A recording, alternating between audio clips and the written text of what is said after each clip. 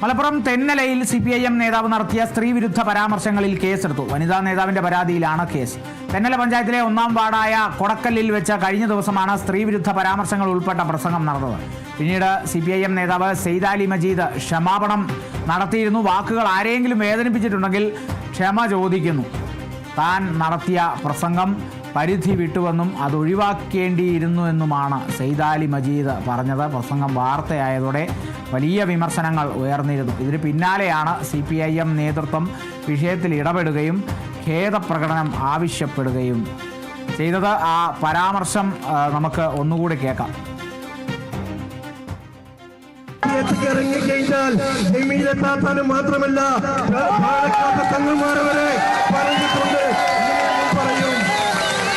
അതിനൊക്കെ കേൾക്കാൻ ആണത്വം പുളുപ്പുള്ളവൻ മാത്രം ഉണ്ടെങ്കിൽ മാത്രം ഈ പരിപാടിക്ക് ഇറങ്ങിയാൽ മതി.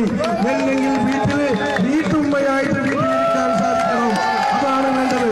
അന്യ ആണുങ്ങളുടെ മുമ്പിൽ പോയി നിസ്സാര ഒരു വോട്ടിന് വേണ്ടി സെയ്ദാലി മജീദിനെ തോൽപ്പിക്കുന്നതിന് വേണ്ടി അല്ലെങ്കിൽ വാർഡ് പിടിച്ചെടുക്കുന്നതിന് വേണ്ടി കുടുംബത്തിൽ നിന്ന് കെട്ടിക്കൊടുത്ത പെണ്ണുങ്ങളെ കൊണ്ടുപോയിട്ട് മറ്റുള്ളവരുടെ മുമ്പിൽ കാഴ്ചവെക്കാനല്ല എന്നുള്ളത് ഞാൻ ഈ അവസരം ഉറപ്പിക്കുകയാണ്.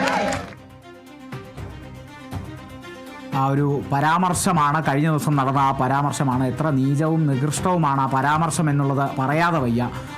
അതായത് തന്നെ തോൽപ്പിക്കാനായി കെട്ടിക്കൊണ്ടുവന്ന പെണ്ണുങ്ങളെ മറ്റുള്ളവർക്ക് മുമ്പിൽ കാഴ്ചവെക്കുക, അത് വീണ്ടും ആവർത്തിക്കാൻ തന്നെ ലജ്ജ തോന്നുന്നു എന്നുള്ളത് പറയേണ്ട വസ്തുതയാണ്. എന്തായാലും ഈ പരാമർശങ്ങളിൽ സ്ത്രീവിരുദ്ധ പരാമർശമാണ്. തീർത്തും കടുത്ത സ്ത്രീവിരുദ്ധ പരാമർശങ്ങൾ തന്നെയാണ് നടത്തിയത്. അതിൽ കേസെടുക്കേണ്ടത് അനിവാര്യം തന്നെയായിരുന്നു.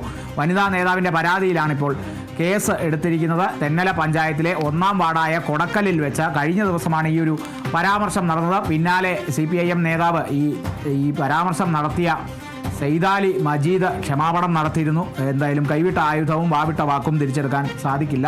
അത് വാവിട്ട വാക്കെന്ന് പറയുമ്പോൾ അത് ചില്ലറ ചെറിയ തെറ്റൊന്നുമല്ല, അതൊരു വലിയ തെറ്റ് തന്നെയാണ്. ഇത്തരത്തിലുള്ള പരാമർശങ്ങൾ ആരും ആവർത്തിക്കാതിരിക്കുക എന്നുള്ളതാണ്.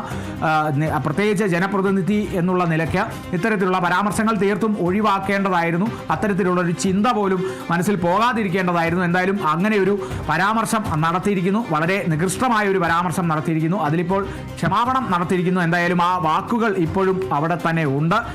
വാക്കുകൾ ആരെങ്കിലും വേദനിപ്പിച്ചിട്ടുണ്ടെങ്കിൽ ക്ഷമ ചോദിക്കുന്നെന്നാണ്. ഈ പരാമർശം നടത്തിയതിലൊരു ക്ഷമാപണം നടത്തിയിട്ടുണ്ട്. എന്നിരുന്നാലും ആ വാക്ക് നൽകിയ അല്ലെങ്കിൽ വാക്ക് ഏൽപ്പിച്ച മുറിവ് ചെറുതല്ല, വലുത് തന്നെയാണ്. താൻ നടത്തിയ പ്രസംഗം പരിധി വിട്ടുവെന്നും അത് ഒഴിവാക്കേണ്ടിയിരുന്നുവെന്നുമാണ് സെയ്ദാലി മജീദ് പറഞ്ഞത്. പ്രസംഗം വലിയ രീതിയിൽ വാർത്തയായിരുന്നു. വലിയ വിമർശനങ്ങൾ ഉയർന്നിരുന്നു. ഇതിന് പിന്നാലെയാണ് CPIM നേതൃത്വം വിഷയത്തിൽ ഇടപെട്ട് ഖേദപ്രകടനം സെയ്ദാലി മജീദിൽ നിന്ന് ആവശ്യപ്പെട്ടത്. ഇപ്പോൾ ആ ക്ഷമാപണം നടത്തിയിരിക്കുന്നു. നിലവിൽ ഈ പരാമർശത്തിനെതിരെ കേസെടുത്തിരിക്കുകയാണ്.